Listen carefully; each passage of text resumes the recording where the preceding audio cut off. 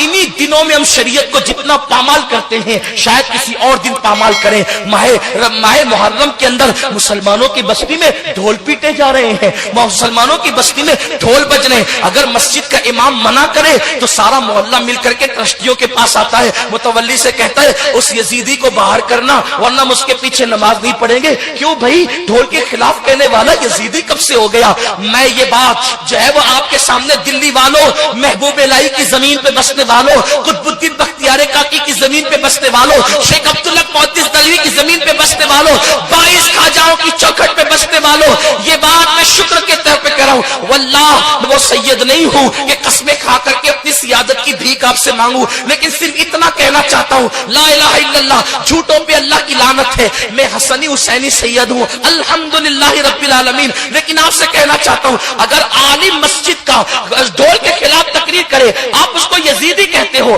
اگر ہمت ہے تو مجھے بھی یزیدی کہنا. میں حسن اور حسین کی اولاد میں ہوں الحمدللہ, لیکن آپ سے بس اتنا کہنا چاہتا ہوں, اتنا پوچھنا چاہتا ہوں. آپ ڈھول بجانے کو حسینیت تصور کرتے ہیں, آپ سے پوچھنا چاہتا ہوں آخر خیمے حسین میں ڈھول کب بجا تھا؟ جب علی اکبر کی شہادت ہو رہی تھی تب ڈھول بجا تھا, علی اصغر کی شہادت ہو رہی تھی تب ڈھول بجا تھا, قاسم کے لاش میں گھوڑے دوڑائے جا رہے تھے تب ڈھول بجا تھا, بیویوں کی چادریں چھینی گئی تھی تب ڈھول بجا تھا.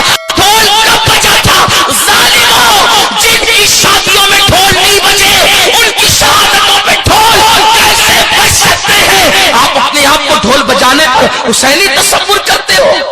ڈھول تو دمشق میں بج رہے تھے, ڈھول تو دمشق میں بج رہے تھے. اور سنو, اگر شہادت حسین پہ ڈھول بجانے کا اتنا ہی شوق ہے تو پھر بجانا, خوشی سے بجانا, لیکن اس سے پہلے ایک شرط ہے. جب تیرے 18 سال کے بیٹے کا جنازہ اٹھے اس وقت ڈھول بجانا, اس کے بعد علی اکبر کی شہادت پہ ڈھول بجانا.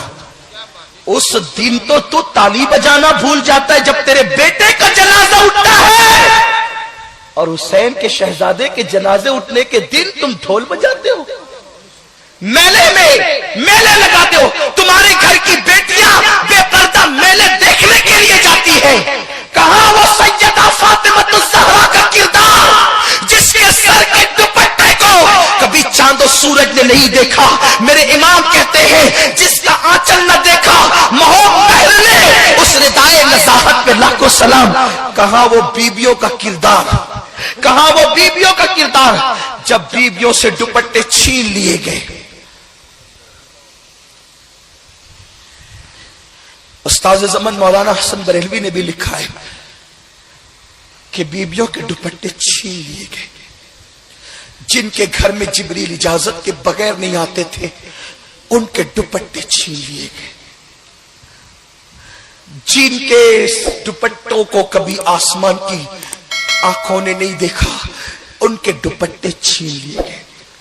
لیکن جانتے ہیں مورخین یہ بھی لکھتے ہیں کہ جب بیویوں کے دوپٹے چھین لیے گئے تو شہزادی زینب سے جناب شہربانوں نے کہا بی بی دوپٹے چھین لیے گئے, پردہ کیسے کریں گے؟